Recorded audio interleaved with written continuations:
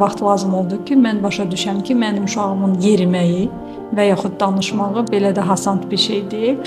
Ata və ana uşağının hər şeyinə dözür və dözməlidir. Varmı dözümsüzlük göstərənlər? Elə mütəxəssislər var ki, mənim uşağımı məsələn aparanda deyirlər ki, evə aparın, özünüz işləyə bilərsiniz də, biz sizə necə kömək edə bilərik. Ana, ata çox böyük zəhmət çəkir bu uşaqlara baxmaqda və nənələr də o ananın, atanın əziyyətinə itirməməlidirlər və əgər bu uşağa şəkər vermək olmazsa, verməsinlər. Uşaqlarımızı da xüsusi uşaqlara olan davranışlarda diqqətli olmağa səsləməliyik. Çünki xüsusi uşaqlar çox həssas olurlar. Onlardan qorxmaq lazım deyil. Sevgi göstərmək lazımdır. Onlar çox sevinir, onların ehtiyacı var, amma çox adamlar qorxur, yaxınlaşmır, bilmir necə rəftar eləsin o uşaqlarla. Bəli, bizim uşaqlar çox bahalıdır. Əgər sizin imkanınız yoxdursa, siz uşağınıza kömək edə bilməzsiniz. Çox məyus edici bir cümlədir. Əgər sənin imkanın yoxdursa, maddi gücün yoxdursa, sən uşağına kömək edə bilməyəcəksən. Mən ana olaraq çox istəyirəm ki, məhəlləyə düşəndə uşaqlar yaxınlaşsın qızımın yanına. O da baxır o uşaqlara, fərqli bir insanlar görür. Ən böyük gözləntim